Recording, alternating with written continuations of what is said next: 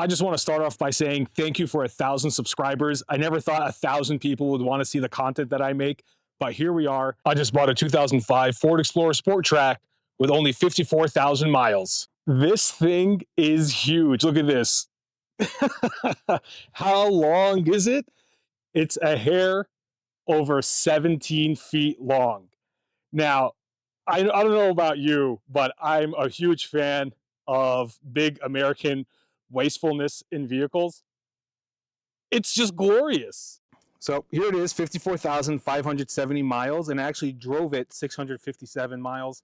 So when I bought it, it had a little bit under 54,000 miles. And I know everyone wants to know, how does this thing look like underneath? Yeah, it's got low mileage, but what's it look like underneath the truck? That's what really matters. Let me show you. It's not perfect, but it's not too shabby. I'd say it's not too bad for being in a rust belt for 20 years.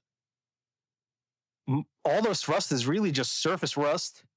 And I would say this is the worst of it. And it's really just the surface. So it's pretty awesome. Leaf spring suspension. You don't really see that on Ford Explorers anymore. And probably the original spare tire. I have to check that out. And here's the passenger side under the truck. Again, not too bad. Definitely going to undercoat it before the winter. Now, while this car did come with an available V8, I have the famous and infamous 4-liter V6. Let's start it up and see how it sounds.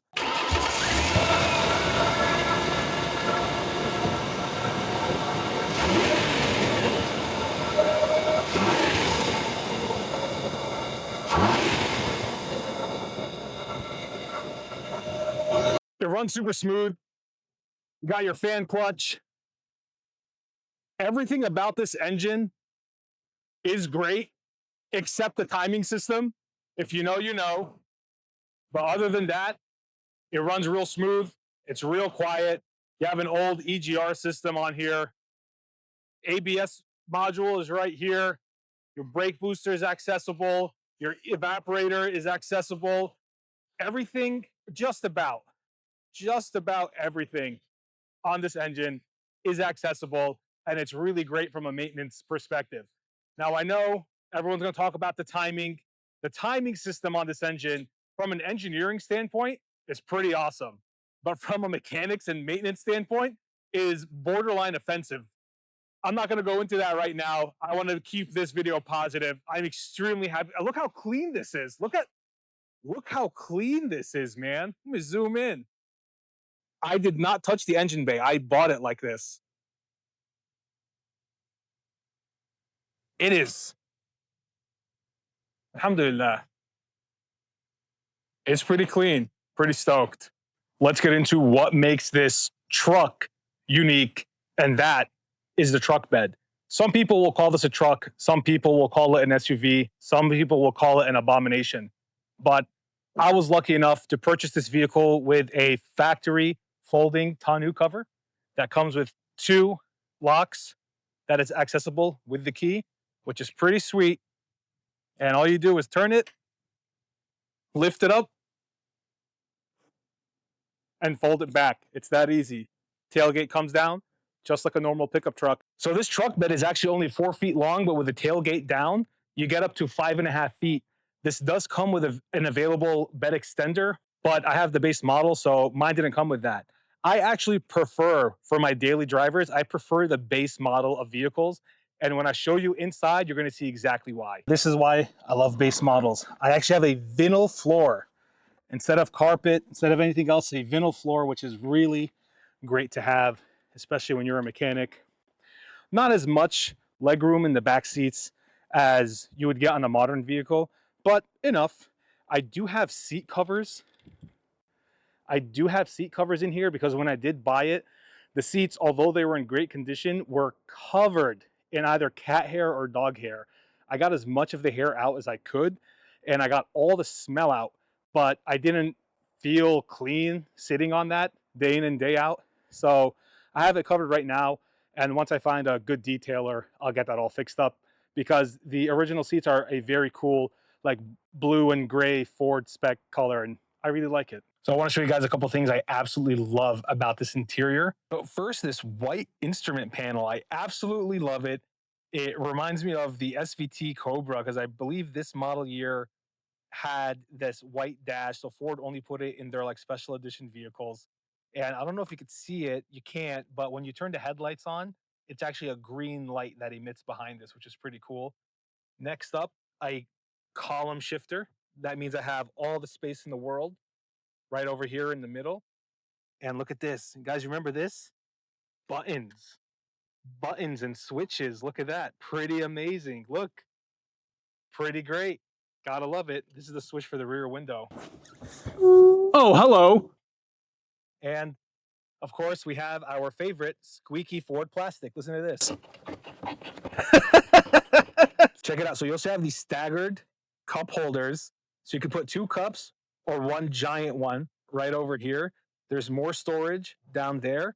And underneath your armrest, this actually came with a lunchbox.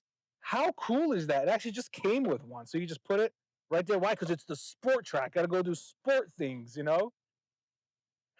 Not too bad. This car did have a 5-star crash test safety rating back in 2005. I'm a big guy, as you guys can see, and I fit very comfortably in this vehicle. And it's not that they don't make cars like this anymore, it's that they can't make cars like this anymore. And the reason they can't really is emissions. Now, I'm not going to go right now into what I think about emissions, but I average 16.5 miles per gallon. And back in 2005, gas was much, much less than what it is today. So right now I'm averaging about $50 to $60 a fill up, depending on when I fill it up. But I do fill up once a week and I get around 350 miles a tank out of a 22-gallon tank. People wouldn't buy that car nowadays. So it's a relic stuck in time. And I'm really fortunate to say that I have one. While this truck is in really good condition, it doesn't negate the fact that it's 20 years old. So I have a slew of parts that I will be working through and installing on the vehicle over the next couple of weeks to get it up to a really comfortable and much safer standard because I do plan on using it as a daily driver. Let's take it for a drive. Nice. You can hear the CD player cycling. Column shifter. Gotta love it. And here we go. Gonna go ahead and turn the AC on. Pretty hot right now. And drive in a 54,000 mile Ford Explorer Sport Trac. Can't beat it. Alrighty.